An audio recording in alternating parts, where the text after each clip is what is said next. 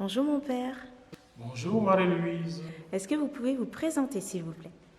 Alors, je m'appelle Joël, mon prénom de baptême, et mon nom de famille c'est Torso.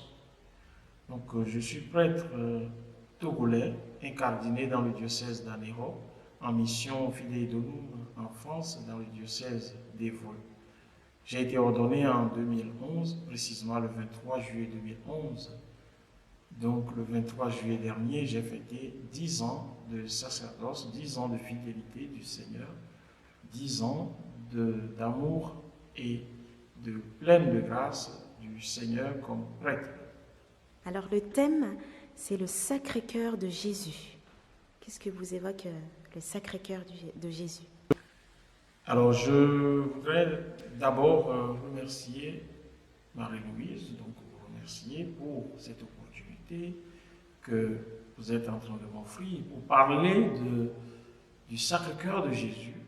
Eh bien, je dirais que le Sacré-Cœur de Jésus représente beaucoup de choses. D'abord, quand j'étais tout petit, j'ai été, je vais dire aujourd'hui, j'ai été conduit par lui-même à l'aimer d'une manière particulière. Je me rappelle quand j'avais encore 7 ans, où j'avais une image du Sacré-Cœur, et quand je suis parti au petit séminaire, j'avais une image du Sacré-Cœur que j'ai imprimée parce que n'ayant pas le moyen, étant petit, donc j'ai imprimé cette image que je gardais toujours sur moi, que je mettais dans ma moustiquaire, parce qu'en Afrique, comme vous savez, il y a les moustiques, donc on se protégeait des moustiques avec les moustiquaires pour dormir la nuit. Donc je mettais ça toujours dans ma moustiquaire pour ne pas me coucher là-dessus, pour froisser cette belle image que j'aime tant. Et j'ai développé vraiment cet amour-là avec le Sacré-Cœur aussi, parce que mes parents étaient dans le groupe du Sacré-Cœur, ils se réveillaient très tôt, à 5h30, pour aller à la prière du Sacré-Cœur. J'avais un amour particulier pour ce cœur de Jésus, pour le cœur de Jésus qui nous a tant aimés. Et cet amour, je l'ai continué. Le Seigneur surtout a été toujours fidèle avec moi. Et en grandissant, l'amour grandissait aussi. L'amour du Sacré-Cœur grandissait aussi.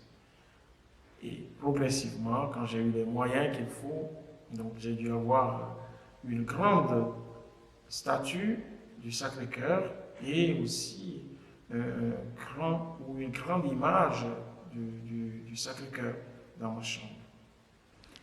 Comment vous avez senti cet amour du Sacré-Cœur, cet amour grandissant?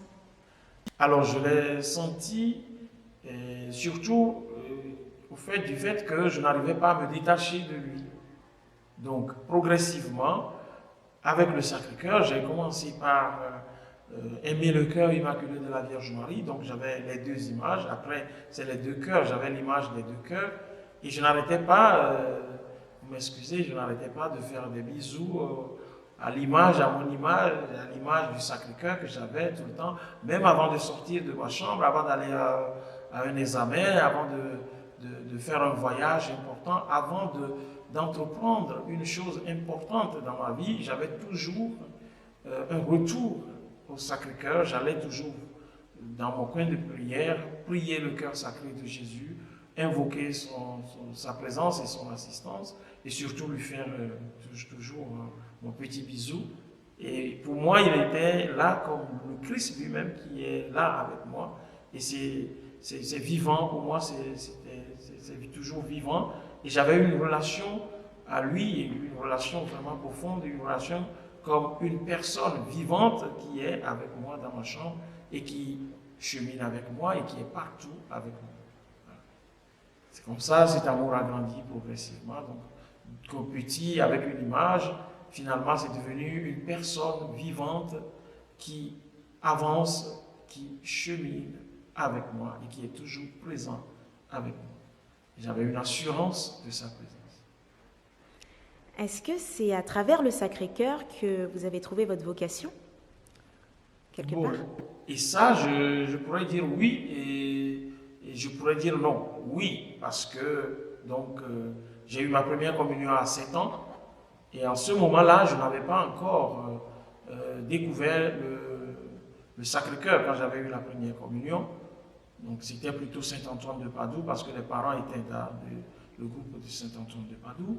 Mais quand j'ai eu ma première communion, j'ai eu ma vocation en même temps, parce que le prêtre m'a demandé, ne voulant pas me donner la communion, parce que j'étais petit, 7 ans, il m'a posé 3 questions devant tout le monde, j'ai répondu, et il m'a dit, je vais te poser encore 2 questions, il les a posées, j'ai répondu, et puis il m'a dit, voilà, qu'est-ce que vous voulez faire quand vous serez grand? Alors moi, sans me rendre compte de ce que je disais, à 7 ans, vous imaginez, j'ai tout de suite répondu, je vais devenir prêtre, sans même savoir ce que je disais. Donc, après ça, j'ai découvert, je ne sais plus comment, le Sacré-Cœur de Jésus. Et je vais dire que, c'est pour ça que j'ai dit oui et non. Non, parce que j'avais dit que j'allais devenir prêtre avant de découvrir le Sacré-Cœur de Jésus. Mais oui, parce que quand j'ai découvert le Sacré-Cœur de Jésus après ma première communion, eh bien, cette vocation de devenir prêtre a grandi aussi avec cet amour que j'avais pour le Seigneur. C'est pour ça que quand j'étais parti au petit séminaire, à 11 ans, j'avais toujours mon image du Sacré-Cœur avec moi. Donc, il a cheminé avec moi. Alors, parce qu'une vocation, c'est un cheminement. On a la vocation, mais on grandit dans la vocation, on chemine dans la vocation qui est un appel. Donc, cet appel-là grandit en nous, et cet appel, on ne finit jamais d'y répondre, parce que même en étant prêtre, on ne peut pas dire que j'ai déjà répondu à mon appel, j'ai répondu à une partie, mais quotidiennement, je réponds à cet appel. En ce sens, oui, le Sacré-Cœur de Jésus a fait un chemin avec moi, et continue de faire le chemin avec moi. Et pour l'aspect théologique? Alors, pour l'aspect théologique, effectivement, le Sacré-Cœur de Jésus a une place importante dans l'Église catholique. Pourquoi? Parce que, avant même que Jésus n'apparaisse à Marguerite Marie à la coque, pour nous inviter tous, tous les chrétiens, à avoir une dévotion particulière à son cœur sacré, l'Évangile même nous en parle. Le cœur sacré de Jésus, c'est le signe vivant de son amour pour nous. Et si nous prenons l'Évangile de Saint Jean, nous voyons combien de fois Saint Jean évoque cet amour infini que Dieu a pour nous. Et si nous prenons même l'Ancien Testament, donc les 5 premiers livres de la Bible que nous appelons Pentateuque, nous voyons comment Dieu lui-même a cheminé avec son peuple depuis la création, comment Dieu a cheminé avec son peuple, avec Abraham, avec Moïse, avec Joseph, avec David, avec Jacob et tout, jusqu'à la nouvelle alliance, en passant par les prophètes, les différents prophètes. Donc Dieu n'a jamais cessé de montrer son amour à nous les hommes. Et cet amour se concrétise encore dans la nouvelle alliance, quand Jésus va donner son cœur pour nous. Alors comment il donne son cœur pour nous? C'est son cœur qui a été transpercé par une lance. Donc il a tout donné jusqu'à donner son cœur pour nous. Alors théologiquement, le Sacré-Cœur de Jésus a cette place importante dans la vie de l'Église. Et tout chrétien doit avoir une dévotion particulière pour le Sacré-Cœur de Jésus. Ou même, je dirais même que c'est plus qu'un devoir. C'est plus qu'un devoir, c'est une condition sine qua non, c'est une condition indispensable pour vivre notre vie de foi. Parce que celui que nous célébrons, celui que nous aimons, celui que nous adorons, c'est lui qui a donné son cœur pour nous. Et c'est à travers ce don de son cœur qu'il nous a sauvés. Qu'il nous a sauvés en donnant son cœur. Évidemment, on parle beaucoup plus du cœur de Jésus en liant son cœur à sa miséricorde. Le dimanche de la miséricorde divine, on lit le texte où Jésus a été transpercé, son cœur a été transpercé, il en sortit et de l'eau et du sang. Il y a d'autres théologiens qui disent que quand c'est le signe de la naissance de l'Église, il y a d'autres théologiens qui disent que c'est le signe de la purification et de la sanctification de l'humanité, parce que l'eau purifie et le sang donne la vie. Mais tout ça prend sa source dans ce cœur qui nous a tant aimés. Il n'y a pas de plus grand amour que de donner sa vie pour ceux qu'on aime. Et pour donner sa vie, il a donné son cœur. Alors donc, théologiquement, effectivement, il n'y a pas beaucoup d'écrits comme on parle de la Trinité, on parle du péché originel, on parle du paradis, on parle de la grâce, on parle de plusieurs traités. Il n'y a pas de traité particulier qui aborde le Sacré-Cœur de Jésus, mais le Sacré-Cœur de Jésus, c'est l'ensemble de toute la théologie, je vais dire. On ne peut pas, la théologie, c'est-à-dire l'étude sur Dieu, on ne peut pas étudier la personne du Christ en enlevant son cœur. Ce n'est pas possible. Donc on étudie la personne entière. Et plus on veut découvrir le Christ, plus on découvre son amour pour nous. Et cet amour-là, sa source, c'est son cœur. Comment vivre la dévotion au Sacré-Cœur de Jésus? Alors, il y a plusieurs manières de vivre la dévotion au Sacré-Cœur de Jésus, mais je vais juste proposer deux. La première manière, je vais parler de moi, parce que la charité bien ordonnée commence par soi-même, même si ce n'est pas pleinement évangélique, mais c'est quand même justifié parce que c'est important. Je commence par moi-même, et puis après je vais parler d'une deuxième proposition. Alors, moi personnellement, la dévotion que j'ai pour le Sacré-Cœur de Jésus, je dirais, c'est plutôt lui qui me montre le chemin. C'est lui qui me dit comment l'aimer. Parce que de moi, je ne peux pas l'aimer comme il faut. Donc c'est lui qui me dit. Il me le dit comment? À travers des gestes, à travers des actes ordinaires. Je donne un exemple banal. Je peux être fatigué et prévoir me reposer. Et pendant ce temps, quelqu'un m'appelle au téléphone. Mon père, il y a telle personne qui est dans telle situation et qui a besoin de vous parler. Mais moi, j'ai prévu me reposer. Alors je me dis, prêtre, je dis, j'ai le droit de me reposer. J'ai le droit aussi de me reposer. Mais qu'est-ce que je fais? Est-ce que je reçois la personne ou je donne un rendez-vous à la personne? Souvent, il y a une voix intérieure qui me dit, c'est ton devoir, c'est ta mission. Fais ce sacrifice pour lui. Je prends la personne, ça va prendre 1 heure ou 30 minutes. Parfois même, il n'y a plus de repos. C'est un exemple banal que je donne, il y a plusieurs exemples. C'est pour dire que c'est lui qui me dit ce qu'il faut faire. Mais très souvent, et ça je ne le cache pas, je me rends compte après avoir posé l'acte. C'est après avoir fini de faire ce que je dois faire que je me dis, mais Seigneur, donc c'est toi qui me disais, parce que je vois le fruit. Parce qu'il dit, on reconnaîtra l'arbre à son fruit. Et quand le fruit il est bien, je suis heureux parce que lui, il a accompli, il est passé par moi pour accomplir quelque chose de grandiose dans la vie de la personne. La personne va appeler plus tard pour dire, mon père, pour avoir discuté avec vous 5 minutes, j'étais vraiment soulagé et tout. Vous voyez? Ça, c'est personnel. Ça. La deuxième manière de faire une dévotion au Sacré-Cœur, c'est ce que nous propose Sainte Marguerite Marie Alacoque, ou ce que propose Jésus lui-même, qui passe par des étapes. Donc, Jésus fait des promesses. Mais avant que ces promesses ne se réalisent, il nous invite aussi à poser certains actes, notamment le pardon, notamment chercher à aimer malgré tout, parce que c'est ce que lui il a fait, notamment chercher le bien pour les autres, parce que c'est ce que lui il a fait, notamment le prier très humblement.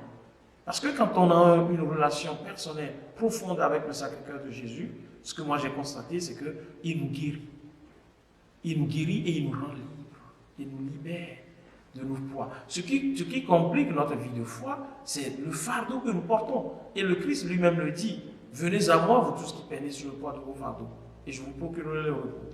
C'est le fardeau là qui nous empêche d'aller vers lui. Et cette dévotion au Sacré-Cœur que nous propose Marguerite Marie Alacoque nous permet de pouvoir aller vers Jésus malgré le fait que nous soyons des pécheurs. Et bien évidemment, c'est parce que nous sommes des pécheurs que nous devons normalement même y aller. Parce qu'il est là pour les pécheurs et non pas pour les justes. Vous voyez? Et donc cette dévotion que propose Jésus qui passe par des actes concrets, je les ai cités, le pardon, qui est indispensable dans la dévotion au Sacré-Cœur. Et on peut prier le Sacré-Cœur toute sa vie, mais si on est vraiment touché par le Sacré-Cœur, on ne peut jamais garder rancune. On ne peut jamais entretenir la haine, ce n'est pas possible. Et la miséricorde de Dieu qui nous transforme à travers cette dévotion. L'amour, on ne peut pas ne pas aimer les autres. Tout le monde peut dire, ah, mais on te dit, vous m'excusez, mais ce que vous faites là, c'est pas normal, il vous a fait ça et pourtant vous l'aimez encore. Mais vous n'allez pas comprendre pourquoi vous l'aimez toujours. Parce qu'il y a quelqu'un en vous qui est plus fort. Lui qui a aimé même ses bons et qui a pardonné même à ses bons. Et voilà ce que nous propose Jésus. Et je vais présenter l'image du Sacré-Cœur que moi j'ai eue encore la dernière fois sur l'initiative du curé de la paroisse, le Père Julien, qui a invité les équipes de Paralémoniales qui sont venues et qui nous ont parlé du Sacré-Cœur. J'ai eu cette image. Et derrière cette image, il y a cette promesse-là que Jésus a faite à l'humanité par Sainte Marguerite Marie Alacoque. Et je vais lire une des promesses. Il dit ceci: je répandrai d'abondantes bénédictions sur toutes leurs entreprises. Les pécheurs trouveront dans mon cœur la source et l'océan infini de la miséricorde. C'est ce que je viens de dire. Quand on a une dévotion à lui, ça donne une source infinie de miséricorde. Alors, la question, c'est comment faire cette dévotion. Il ne s'agit pas de faire des choses extraordinaires, mais il s'agit de faire des choses ordinaires. Dis simplement: Jésus, je t'aime. Avoir un petit temps dans la journée pour ce cœur sacré de Jésus. Avoir un petit temps de dialogue avec le cœur de Jésus. On n'a pas besoin de faire des prières toute la journée, mais notre vie doit être prière toute la journée. Même quand nous mangeons, même quand nous regardons la télé, même quand nous discutons, dialoguons avec les autres, même quand nous sommes en train de conduire notre voiture, nous devons avoir une pensée pour le Seigneur, pour cet amour indéfectible, pour cet amour infini qu'il apporte. C'est ça la vraie dévotion et c'est ce que Jésus nous demande. Que notre vie elle-même soit une imitation du Christ, de la vie du Christ. Voilà. Amen. Merci beaucoup, Merci, Père Joël. Marie-Louise. Merci beaucoup, Marie-Louise, pour cette opportunité. Et j'espère que j'aurai d'autres occasions où je parlerai d'autres dévotions. Peut-être le cœur immaculé de Marie, ou peut-être des dévotions. Merci, que Dieu vous bénisse.